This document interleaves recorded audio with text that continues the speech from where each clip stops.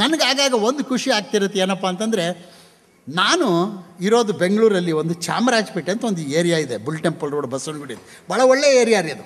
ಮಧ್ಯೆ ನಮ್ಮ ಮನೆ, ಎಡಗಡೆ ಶಂಕರ ಮಠ, ತಿಳಿ ಸಾರು, ನೀರು ಮಜ್ಜಿಗೆ. ಯಾರೂ 28 kg ಮೇಲೆ ಇಲ್ಲ ರೀ ಆ ಏರಿಯಾದಲ್ಲಿ.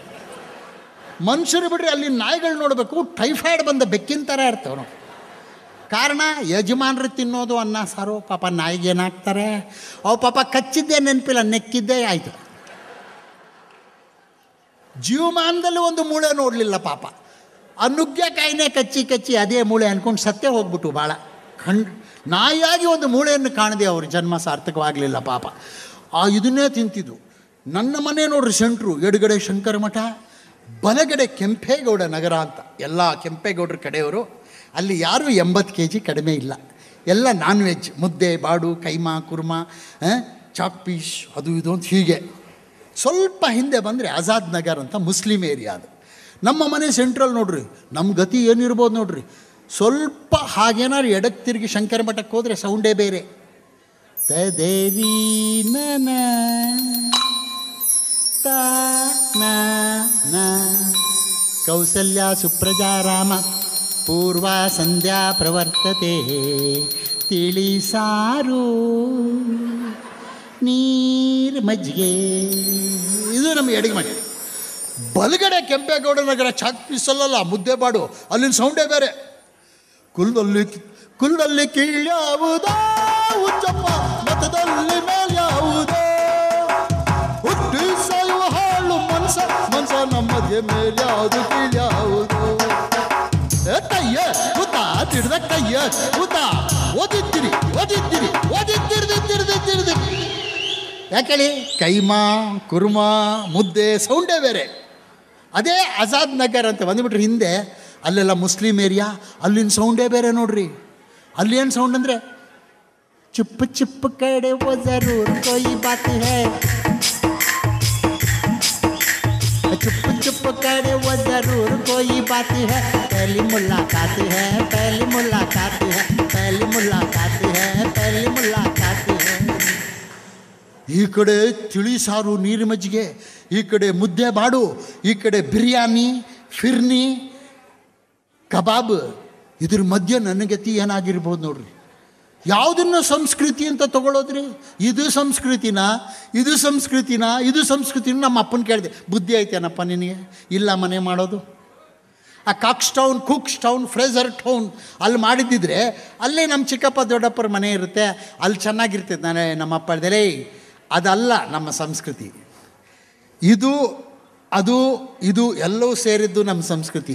ನಿನಗೇನಾದ್ರು ಫ್ರೇಜರ್ ಟೌನಲ್ಲಿ ಮನೆ ಮಾಡಿದ್ರೆ ಏನಾಗ್ತಿದ್ದೆ ಗೊತ್ತಾ? ಏನಾಗ್ತಿದ್ದೆ, ಇಷ್ಟುದ್ದ ಕೂದಲು ಬಿಡ್ತಿದ್ದೆ, ಬಲ್ಗಿವಿಗೆ ವಾಲೆ ಹಾಕ್ಕೊಳ್ತಿದ್ದೆ, ಹೈ ಮಚಿ. ಅದಲ್ಲ ನಮ್ಮ ಸಂಸ್ಕೃತಿ. ಅದು ಸರಿ, ನಾನು ಇದನ್ನು ಆರಿಸ್ಕೊಳ್ಳೋದು ನೋಡು. ಆ ಕೆಂಪೇಗೌಡ ನಗರದ ಗೌಡ್ರ ಜೊತೆ ಓಡಾಡು, ಫಿಸಿಕಲಿ ಫಿಟ್ ಇರ್ತಾರೆ, ಧೈರ್ಯ ಇರುತ್ತೆ ನಿನಗೆ. ಕುಸ್ತಿ ಗಿಸ್ತಿ ಮಾಡು, ಅವ್ರ ಜೊತೆ ಸ್ವಲ್ಪ ಧೈರ್ಯ ಬರುತ್ತೆ. ಅದೇ ಆ ಆಜಾದ್ ನಗರ್ ಸಾಬ್ರ ಹುಡುಗರ ಜೊತೆ ಇರು, ಶಾಯರಿ ಗಜಲ್ ಖವಾಲಿ ಕಲ್ತ್ಕೋ. ಈಗ ನಿನಗೇನು ಅರ್ಥ ಆಗಂಗಿಲ್ಲ, ಜೀವನದಲ್ಲಿ ಯಾವ್ದಾದ್ರು ಹುಡುಗಿ ಕೈ ಕೊಟ್ಟಾಗ ಕರೆಕ್ಟಾಗಿ ಅರ್ಥ ಆಗ್ತದೆ ಅದು ಒಂದಿತ್ತು. ಹಾಗೆ ಆ ಶಂಕರ ಮಠದ ಬ್ರಾಹ್ಮಣರ ಹುಡುಗರ ಜೊತೆ ಸೇರಿದರೆ ನಿಂದು SLC ಪಾಸ್ ಆಗುತ್ತೆ ಅಂತಿತ್ತು. ಇದಂತೂ 100% ನಿಜ ನೋಡ್ರಿ. ನನ್ನ ಗೆಳೆಯ ಶಾಸ್ತ್ರಿ ಇಲ್ದಿದ್ರೆ ನಮ್ದು SLC ಪಾಸ್ ಆಗ್ತಿರ್ಲಿಲ್ಲ.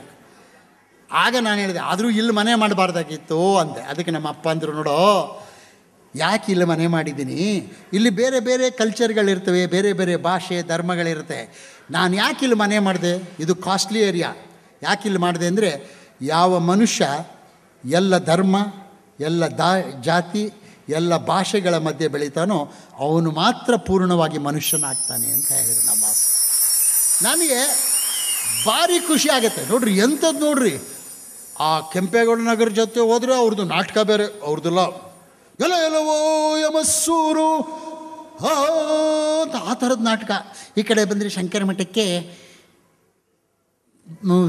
ತಲೆಣಿಸದಿರು ಕಂದ್ಯ ತಾಳು ಮನವೇ ಅಂತ. ಈ ಕಡೆ ಬಂದರೆ ಚೀಸ್ ಬಡಿ ಹೇ ಮಸ್ತ್ ಮಸ್ತ್ ಏ ಚೀಸ್ ಬಡಿ ಹೇ ಮಸ್ತ್.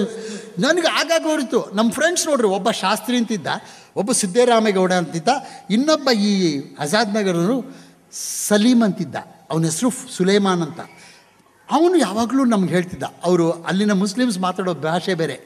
ರಿಚರ್ಡ್, ನಮಗೆ ನಿಮ್ಮದಿಗೆ ಜೊತೆಗೆ ಸೇರಿಸ್ಕೊಂಡ್ಬಿಟ್ಟು ನಾಟಕದೊಳಗೆ ಅವನಿಗೆ ಚಾನ್ಸ್ಗೆ ಕೊಟ್ಬಿಟ್ಟು ನಮಗೆ ಒಂದು ಪಾಠಿಗೆ ಮಾಡಿಸ್ಬಿಡಿ ಅಂತ ಇದ್ದಾರೆ. ನಾವು ಮಾಡೋದು ಪೌರಾಣಿಕ ನಾಟಕ, ಅದರಲ್ಲಿ ನಮ್ಮದು ಬಿಟ್ಬಿಟ್ಟು ಹೋಗ್ಬಿಟ್ಟು ಅಂತಲ್ಲ. ಹಳೆಗನ್ನಡದಲ್ಲಿ ನಮಗೆ ಹೇಳ್ಕೊಡಪ್ಪ, ನಾನು ಮಾಡ್ತೀನಿ ಅಂತ. ನೀನು ಹೇಳ್ಕೊಡೋಕ್ಕಾಗಲ್ಲ. ಅಕಸ್ಮಾತ್ ಮರ್ತು ಬಿಟ್ರೆ ಪರವಾಗಿಲ್ಲಪ್ಪ, ಅಡ್ಜಸ್ಟ್ಗೆ ಮಾಡಿಬಿಡ್ತೀನಿ. ಏನು ಅಡ್ಜಸ್ಟ್ಗೆ ಮಾಡಿಬಿಡ್ತೀಯಾ? ಪೌರಾಣಿಕ ನಾಟಕ. ಕ್ಯಾರೇ ದುರ್ಯೋಧನ, ನಮಗೆ 5 ಗ್ರಾಮ ಕೊಡೋಕ್ಕಿಲ್ಲ ನೀನು ಅಂದ್ಬಿಡು. ನೀನು ಅದು ದೊಡ್ಡ ಗಲಾಟೆ ಆಗಿಬಿಡುತ್ತೆ. ಈ ಥರ ಎಲ್ಲ ಈ ಜನಗಳ ಮಧ್ಯೆ ಬೆಳೆದಾಗ ಆವಾಗ ಒಂದು ದಿವಸ ಅವನು ಕೇಳ್ದ, ಆಯಿತು ನಾನು ನಾಟಕ ಮಾಡಿ ಚಿಕ್ಕ ಪಾತ್ರ ಮಾಡ್ತೀನಿ ಹೇಳು. ನಾನು ಹೇಳಿದೆ, ಒಂದು ಕೆಲಸ ಮಾಡು, ಒಂದು ದೊಡ್ಡ ಸೆಂಟೆನ್ಸ್ ನಾನು ಅವನು ಕೊಟ್ಟೆ, ಅದನ್ನು ನೀನು ಕರೆಕ್ಟಾಗಿ ಹೇಳ್ಬಿಡು ಅಂತ.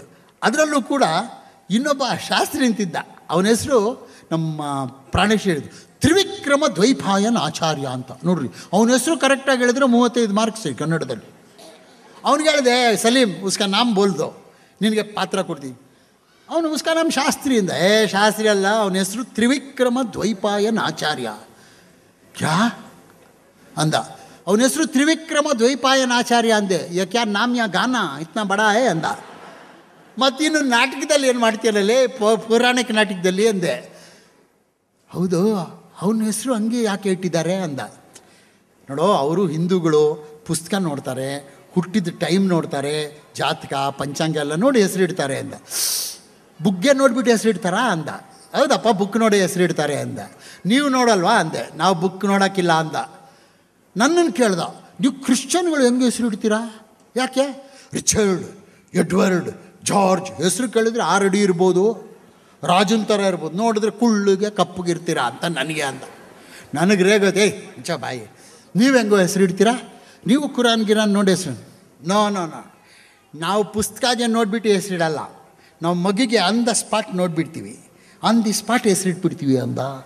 ಅದು ಹೆಂಗೆ ಅಂದೆ? ಸಿಂಪಲ್. ಮಗು ಹುಟ್ಟಿದ ತಕ್ಷಣ ಮಗುದು ತಲೆ ನೋಡ್ತೀವಿ, ತಲೆಯಲ್ಲಿ ಒಂದೇ ಕೂದಲಿದ್ರೆ ಇಕ್ಬಾಲ್,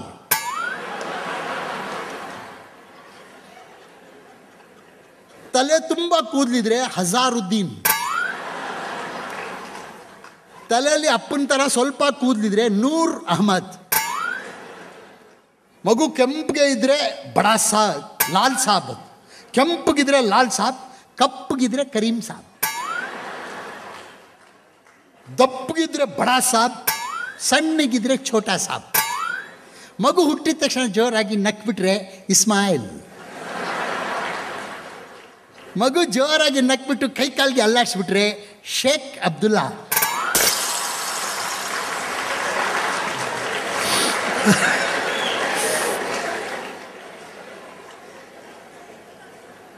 ನೋಡಿ, ನನಗೆ ಅನಿಸುತ್ತೆ ಒಂದೊಂದು ಸಲ ಅವನ ಜೊತೆ ಇದ್ದಿದ್ದರಿಂದ ನನಗೂ ಸ್ವಲ್ಪ ಏನೋ ಒಂದಷ್ಟು ಜ್ಞಾನ ಬಂತು. ಇವತ್ತು ನಿಮಗೆ ತಮಾಷೆ ಮಾಡ್ಬೋದು ಅಂತ. ಆದರೆ ಅವನು ಒಂದು ತಪ್ಪು ಮಾಡಿಬಿಟ್ಟ. ಅವನು ಯಾವಾಗಲೂ ಒಂದು ಶಾಯರಿ ಹೇಳೋನು, ಕ್ಯಾರೆ ಸಲೀಮ್ ಅಂದರೆ, ತಕ್ದೀರ್ ಅಚ್ಚಾ ಹೇ ಕಿಸ್ಮತ್ ನಹಿ ಕುಲ್ತಿ, ತಕ್ದೀರ್ ಅಚ್ಚಾ ಹೇ ಕಿಸ್ಮತ್ ನಹಿ ಕುಲ್ತಿ, ತಾಜ್ ಮಹಲ್ ಬನಾನಾ ಚಾತಾ ಹೂँ ಮಮತಾಜ್ ನಹಿ ಮಿಲ್ತಿ ಅಂತ. ನಮಗೆ ಏನು ಅರ್ಥ ಆಗ್ತಿರಲಿಲ್ಲ, ಬಟ್ ಅದನ್ನು ರಿಪೀಟ್ ಮಾಡ್ತಿದ್ವಿ. ಅವ್ರ ತಾಯಿ ನಮಗೆ ಯಾವಾಗಲೂ ಬಿರಿಯಾನಿನ next day balance brought forward ಅಂತ ನೋಡ್ರಿ, ರಾತ್ರಿ ಮಾಡಿದ್ದು ಬೆಳಿಗ್ಗೆ ತಿಂದರೆ ಭಾಳ ರುಚಿಯಾಗಿರ್ತದೆ. ಅವ್ರು ಕೊಡ್ತಿದ್ರು. ಅವ್ರಿಗೊಂದು ದಿವಸ ಹೇಳಿದೆ, ಅಮ್ಮಿ ಯಾವಾಗಲೂ ಮಮತಾಜ್ ನಹಿ ಮಿಲ್ತಿ ಅಂತಾನೆ, ಸ್ವಲ್ಪ ನೋಡಿ ಒಂದು ಮಮತಾಜ್ನ ಮದುವೆ ಮಾಡಿ ಅಂತ ಹೇಳಿದೆ. ಅವ್ರು ಏನು ಮಾಡಿದ್ರು, ಈ ಅಮ್ಮಂದ್ರು ಭಾಳ ಒಳ್ಳೆಯವರು, ಬಟ್ ಹುಡುಗಿ ಹುಡುಕಬೇಕಾದ್ರೆ ಅವ್ರ ತವ್ರ ಕಡೆಯಿಂದನೂ ಹುಡುಕ್ತಾರೆ, ಬೇರೆ ಕಡೆಯಿಂದ ಹುಡುಕಲ್ಲ, ಹೆಂಗಾದ್ರೂ ಲಿಂಕ್ ಕಟ್ಟಾಗಿಬಿಡುತ್ತೆ ಅಂಥೇಳಿ. ಅವ್ರ ತಾಯಿ ಭಟ್ಕಳದವರು, ನಮ್ಮ ಸಲೀಮು ಬೆಂಗಳೂರಿನವನು. ಈ ಎಕನಾಮಿಕ್ ಇಂಬ್ಯಾಲೆನ್ಸ್ ಇರ್ತದೆ ನೋಡ್ರಿ. ಈ ಭಟ್ಕಳದವರೆಲ್ಲ ದುಬಾಯ್, ಅಬುದಾಬಿ ಅಲ್ಲೆಲ್ಲ ಹೋಗ್ತಿರ್ತಾರೆ. ಈ ನಮ್ಮ ಹುಡುಗರೆಲ್ಲ ಶಿವಾಜಿನಗರ, ಸಿಟಿ ಮಾರ್ಕೆಟ್, ಪಂಚರ್ ಗಿಂಚರ್ ಹಾಕ್ಕೊಂಡು ದಿವಸಕ್ಕೆ 50, 100 ಆ ಥರ. ಪಾಪ ಸಲೀಮ್ ಹಂಗಿದ್ದ. ಮದುವೆ ಆಗ್ಬೇಕಾದ್ರೆ ಏನು ಮಾಡಿಬಿಟ್ರು, ಮಮತಾಜ್ನ ತಂದು ಮದುವೆ ಮಾಡಿಬಿಟ್ರು. ತುಂಬ ಜನ ಮದುವೆ ಆಗದಿರೋ ಹುಡುಗರು ಇದ್ದೀರಾ, ದಯವಿಟ್ಟು ಕೇಳಿಸ್ಕೊಳ್ಳಿ. ಮದುವೆ ಆಗ್ಬೇಕಾದ್ರೆ ಸ್ವಲ್ಪ ಲೆವೆಲ್ ನೋಡಿಕೊಂಡು ಕಟ್ಕೊಳ್ಳಿ, ದೊಡ್ಡದು ಕಟ್ಕೋಬೇಡ್ರಿ. ಒಂದು ನಾಯಿ ಸಾಕೋದಾದರೂ ಅಷ್ಟೇ, ನಾವು ಹಿಡ್ಕೊಂಡ್ರೆ ಅದು ನಿಂತ್ಕೋಬೇಕು. ಅದೇ ನಮ್ಮನ್ನು ವಾಕಿಂಗ್ ಕರ್ಕೊಂಡು ಹೋಗೋಂಗೆ ಆಗಬಾರ್ದು. ಮದುವೆ ವಿಷಯದಲ್ಲೂ ಹಾಗೆ. ತುಂಬ ದೊಡ್ಡದು ಕಟ್ಕೊಂಡು ಬಿಟ್ಟರೆ ಅದು ಎಳ್ಕೊಂಡು ಹೋಗ್ತಾ ಇರುತ್ತೆ, ನಮ್ಮ ಸಂಬಳ ಸಾಲೋದಿಲ್ಲ, ಹಿಡ್ಕೊಳ್ಳೋಕ್ಕಾಗೋದಿಲ್ಲ. ಒಂದು ಸ್ಕೂಟ್ರು ಒಂದು ಕಾರ್ ತೊಗೋಬೇಕಾದ್ರೂ ಅಷ್ಟೇ, ಕಲ್ಲರ್ ಚೆನ್ನಾಗಿದೆ, ಶೇಪ್ ಚೆನ್ನಾಗಿದೆ ಅಂತ ತೊಗೋಬೇಡಿ, ಮೈಲೇಜ್ ಕೊಡ್ತೈತಾ ನೋಡ್ಕೊಳ್ಳಿ.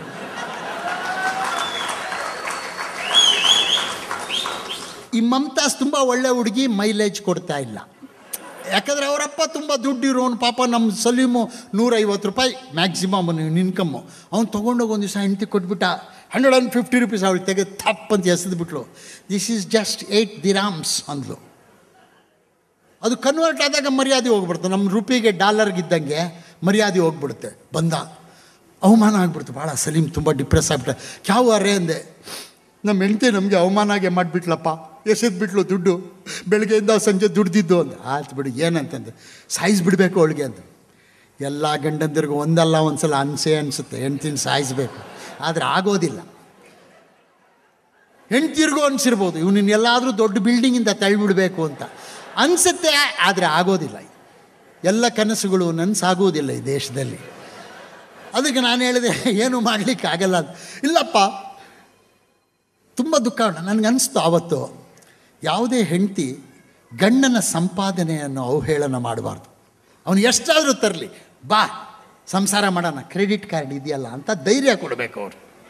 2 ಮಾಡಬಾರ್ದು ನೋಡ್ರಿ, ಹೆಂಡತಿ ಗಂಡನ ಸಂಪಾದನೆಯನ್ನು ಅವಹೇಳನ ಮಾಡಬಾರ್ದು, ಗಂಡ ಹೆಂಡತಿಯ ರೂಪವನ್ನು ಬೇರೆಯವ್ರ ಮುಂದೆ ಅವಹೇಳನ ಮಾಡಬಾರ್ದು. ನಾನಂತೂ ಇದನ್ನು ಚೆನ್ನಾಗಿ ಕಲ್ತ್ಕೊಂಡ್ಬಿಟ್ಟಿದ್ದೀನಿ. ನನ್ನ ಹೆಂಡತಿ ಕುಳ್ಳಿಗೆ ದಪ್ಪಗಿದ್ದಾಳೆ, ಅವಳು ಟಿ ವಿಲಿ ಐಶ್ವರ್ಯ ರೈ ಬಂದಾಗ ಇವಳು ಮಂಗಳೂರಿನವಳು, ಏನು ಚೆನ್ನಾಗಿದ್ದಾಳೆ ಅಂತ. ಸುಮ್ಮನೆ ಇರು, ನಿನ್ನಷ್ಟು ಚೆನ್ನಾಗಿಲ್ಲ ಅಂತ. ಸುಮ್ಮನೆ ರೀ, ಎಲ್ಲ ಸುಳ್ಳು.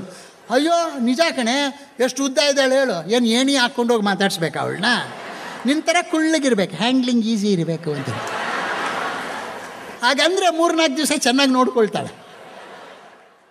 Good families doesn't run on love alone, it runs on diplomacy.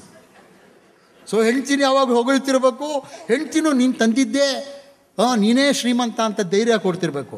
ಇದೇನಾಗೋಯ್ತು, ನಮ್ಮ ಸಲೀಮ್ಗೆ ಯಾವಾಗ ಅವಮಾನ ಆಗೋಯ್ತು, ಹತ್ಬಿಟ್ಟ. ನಾನು ಹೇಳಿದೆ ಡೋಂಟ್ ವರಿ, ಕಟ್ಕೊಂಡು ಬಿಟ್ಟಿದ್ಯಾ, ದೊಡ್ಡ ಗಾಡಿ, ಮೈಲೇಜ್ ಕೊಡ್ತಾ ಇಲ್ಲ, ಹೋಗು ಅವ್ರ ಅಪ್ಪನ ಹತ್ರ ಹೋಗ್ಬಿಟ್ಟು ಕಾಲಿಗೆ ಬಿದ್ದುಬಿಡು ಅಂದ. ಸೀದಾ ಹೋದ ಭಟ್ಕಲ್ಗೆ, ಕಾಲಿಗೆ ಬಿದ್ದುಬಿಟ್ಟ.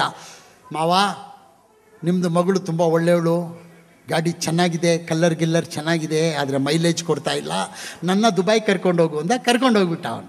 3 ವರ್ಷ ಆದಮೇಲೆ ಬಂದ ಸರ್ ಗಂಡ ಹೆಂಡ್ತಿ. ನಾವೆಲ್ಲ ಏರ್ಪೋರ್ಟ್ಗೆ ಹೋಗಿದ್ವಿ. ಏನು ಸಲೀಮ್ ರಿಸೀವ್ ಮಾಡೋಕ್ಕೆ, ಏನು ಸಲೀಮ್ ಮೇಲಿನ ಪ್ರೀತಿ ಅಲ್ಲ, ದುಬೈಯಿಂದ ಬಂದೆ, ಎಂಥ ಕಂಜೂಸ್ ಆದರೂ ಒಂದು ಹಿಡ್ಕೊಂಡು ಬರ್ತಾನೆ. ಅದು ಎಲ್ಲಿ ಪಾರ್ಟಿ ಇದೆ ಅಂತ ತಿಳ್ಕೊಬೇಕಲ್ಲ, ಸ್ವಲ್ಪ ಸೆಂಟಿಗಿಂಟ್ ತರ್ತಾನೆ. ಅವನು ಫ್ಲೈಟಿಂದ ಇಳಿದಾಗ ನಾನು ಕ್ಯಾರೆ ಸಲೀಮ್ ಅಂದೆ. ಅವನು ಅದು ಹೇಳ್ದ, ರಿಚರ್ಡ್ ತಕ್ದೀರ್ ಅಚ್ಚಾ ಹೈ ಕಿಸ್ಮತ್ ನಹಿ ಕುಲ್ತಿ ಅಂದ. ಕ್ಯಾರೆ ಸಲೀಮ್, ಅದೇ ಹಳೇದು ಪಿಟೀಲ್ ಕುಯ್ತಾ ಇದೆಯಾ, ಹೊಸ್ದೇನಾದರೂ ಹೇಳು ಅಂದೆ. ಏ ಶಾಯರಿ ಹೇ, ಲಾಸ್ಟ್ ವರ್ಡಲ್ಲಿ ಮೀನಿಂಗ್ ಐತೆ ಅಂದ. ಏನು ಮೀನಿಂಗ್ ಇರುತ್ತೆ ನಾನು ಕೇಳಿಸ್ಕೋ.